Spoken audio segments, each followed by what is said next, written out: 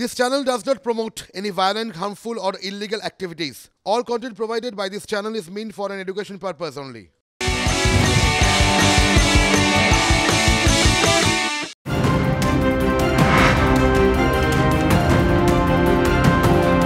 নমস্কার, টিভি9 বাংলায় আরও একবার আপনাদের সকলকে স্বাগত। আমি রুমেলা রয়েছি আপনাদের সঙ্গে। দিল্লি থেকে আজ আসছে রাজ্যে নির্বাচন কমিশনের 15 সদস্যের ফুল বেঞ্চ। আজ সন্ধ্যে 6টায় মুখ্য নির্বাচনী আধিকারিকের সঙ্গে বৈঠক, আর বৈঠকে থাকবেন রাজ্য পুলিশের নোডাল অফিসার। ভোটের প্রস্তুতিতে মুখ্য নির্বাচনী আধিকারিকের সঙ্গে বৈঠক আসছেন চিফ ইলেকশন কমিশনার রাজীব কুমারও। সোমবার সকাল থেকে দফায় দফায় বৈঠক করবে কমিশনের ফুল বেঞ্চ। মঙ্গলবার দুপুরে সাংবাদিক বৈঠক করবে কমিশনের ফুল বেঞ্চ। 2024 লোকসভা নির্বাচন, আর নির্বাচন কমিশনের তরফে তার যে প্রস্তুতি, সেই প্রস্তুতি শুরু হয়ে যাচ্ছে এমনটা বলাই চলে। কারণ দিল্লি থেকে আজই রাজ্যে আসছে নির্বাচন কমিশনের ফুল বেঞ্চ।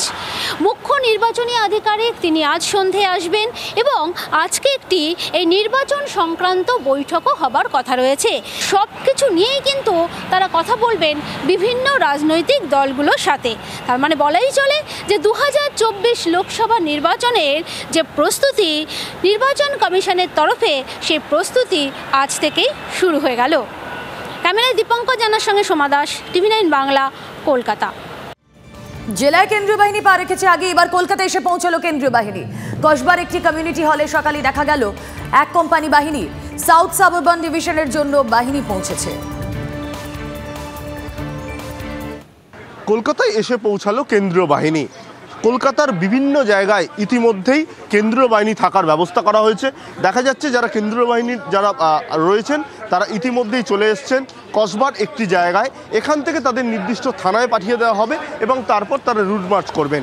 মূলত তাদের কাজ যে এরিয়া একেবারে যে কনফিডেন্স বিল্ড আপ করা, অর্থাৎ ভোটারদের আশ্বস্ত করা, সেটাই মূলত কাজ। এবং তার জন্য একেবারে নির্বাচনের অনেক আগে এই কেন্দ্রীয় বাহিনী চলে এলো কলকাতায়।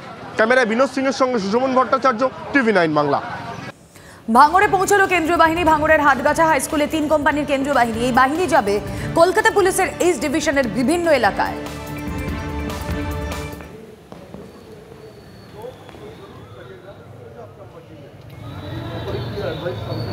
আর এদিকে আস্থা বাড়াতে আসরে কেন্দ্রীয় বাহিনী। জলপাইগুড়িতে রাস্তায় দেখা মিলল বাহিনীর জওয়ানদের। সাধারণ মানুষের সঙ্গে কথা বললেন, কোথায় কোনো সমস্যা রয়েছে কিনা জানতে চাইলেন।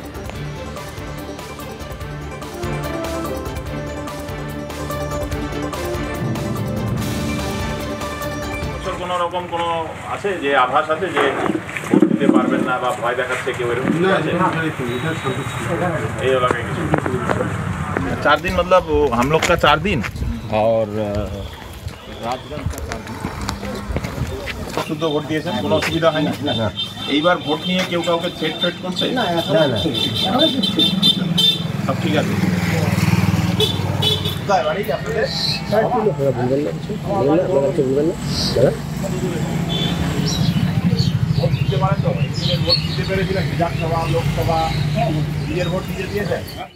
জেলায় জেলায় কেন্দ্রীয় বাহিনী, শহর কলকাতাতেও তারা এসে পৌঁছেছে। বেশ কিছু ছবি আপনাদেরকে দেখাচ্ছি যেখানে বাহিনী রুট মার্চ করছে, সেই ছবি আপনারা দেখতে পাচ্ছেন শিলিগুড়িতে। অন্যদিকে বর্ধমানে বাহিনী তারা বোঝার চেষ্টা করছে এলাকায় কোনো অশান্তির পরিবেশ আছে কিনা, মানুষের সঙ্গে তারা কথা বলছেন।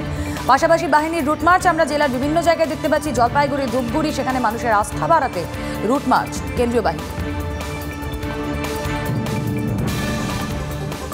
আর বিজেপির নির্বাচনের যে প্রার্থী তালিকা, লোকসভা নির্বাচনের প্রার্থী তালিকা ঘোষণা হতেই কিন্তু আমরা দেখতে পাচ্ছি বিভিন্ন জায়গায় দেওয়াল লিখন শুরু হয়ে গিয়েছে। যেমন ধরুন ঘাটাল লোকসভা কেন্দ্রে এবার শাসক তৃণমূল, বিজেপি বিরোধী বিজেপির জোট টক্কর। 2 দলেরই 2 হেভিওয়েট প্রার্থী। তৃণমূলের দেব, একদিকে বিজেপির হিরণ। 2 অভিনেতা প্রার্থীর দেওয়াল লিখনেও টক্কর শুরু। খড়ার পুরসভার নানা এলাকায় দেব ও হিরণের সমর্থনে দেওয়াল লিখন চলছে পাল্লা দিয়ে। লড়াই ভালোই হবে। স্বাভাবিকভাবে 10 বছর ধরে তো দেব মানুষকে এই করে দেবো সেই করে দেবো বলে জিতে আসছে। তো খড়ের মানুষ হচ্ছে, যেহেতু হিরণ ভোটে দাঁড়িয়েছে, তাই হিরণকেই বেছে নেবে। বা আমরা সাধারণ মানুষ হিসেবে বলছি, হিরণকে একবার চান্স দেওয়া দরকার আছে। টক্কর বলতে যে যেমন কাজ করবে সে তার সেরকম টক্কর আছে, কিন্তু দেবজ যা কাজ করেছে সেটা বুঝে যাচ্ছে। হ্যাঁ, কিন্তু এবার যে পার্টিটা এসছে আমরা তাকে আনার চেষ্টা করছি। সে যদি একটু ভালো কাজ করে আমরা তার জন্য সহযোগিতা করব। কোন পার্টিকে বলছেন? এই ইয়েকে বিজেপি দেবজ একটা জুয়োর চললো। প্রথম দফায় বাংলায় 20 কেন্দ্রের প্রার্থী তালিকা ঘোষণা করেছে বিজেপি। বাংলায় বিজেপির 20 আসনের মধ্যে অন্যতম চমক পবন সিং। পবন ভোজপুরি ইন্ডাস্ট্রির জনপ্রিয় গায়ক। মুখ্যমন্ত্রী মমতা বন্দ্যোপাধ্যায় অনেক আগেই আসানসোল লোকসভার জন্য তৃণমূলের প্রার্থী হিসেবে শত্রুঘ্ন সিনহার নাম ঘোষণা করেছেন। তার বিরুদ্ধে ভোজপুরি গায়ক পবনকে প্রার্থী করল গেরুয়া শিবির।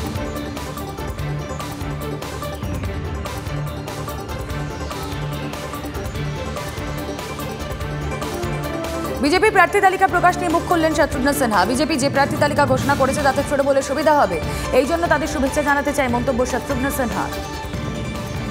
लोगों ने जिस तरह से नाम अनाउंस किया है और जिन जिन नामों को अनाउंस किया गया, बहुत सारे नाम ऐसे हैं जिनको देखकर लगता है कि वो अपना ही हित नहीं सोच रहे हैं, अपने साथ साथ शायद वो विपक्ष का भी और टीएमसी का हित भी सोच रहे हैं।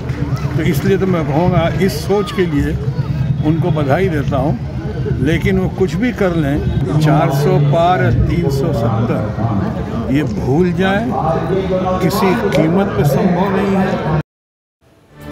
নাম ঘোষণা হতেই প্রচারে নেমে পড়লেন হাওড়া বিজেপি প্রার্থী রথিন চক্রবর্তী। সিদ্ধেশ্বরী কালী মন্দিরে পুজো দেওয়ার পর দেওয়াল লিখলেন রথিন।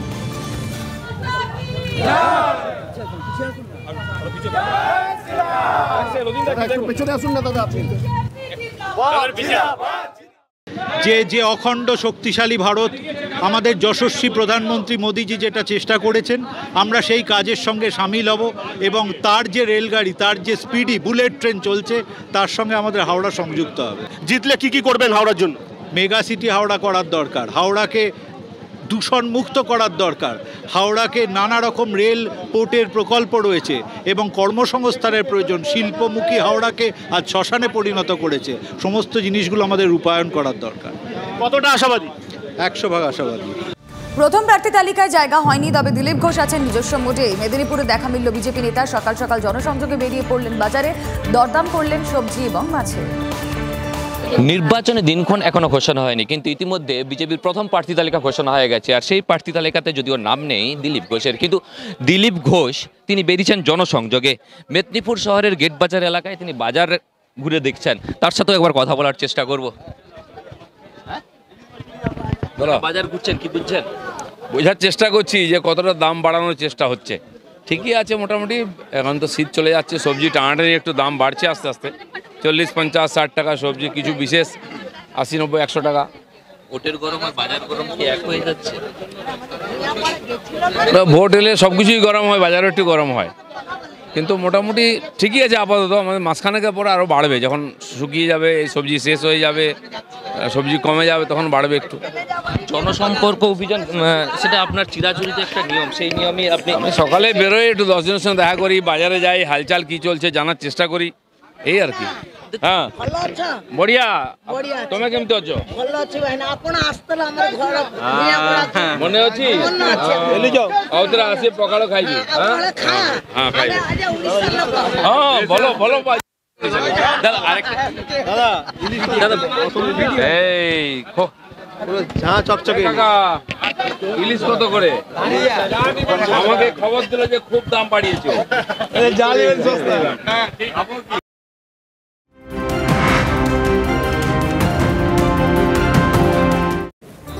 নরেন্দ্রপুরে ডাউন লাইনে ওভারহেড তার ছিঁড়ে বিপত্তি। বন্ধ হয়ে যায় শিয়ালদা দক্ষিণ শাখার ডাউন ও আপ লাইনে ট্রেন চলাচল। মেরামতির পর স্বাভাবিক ট্রেন চলাচল।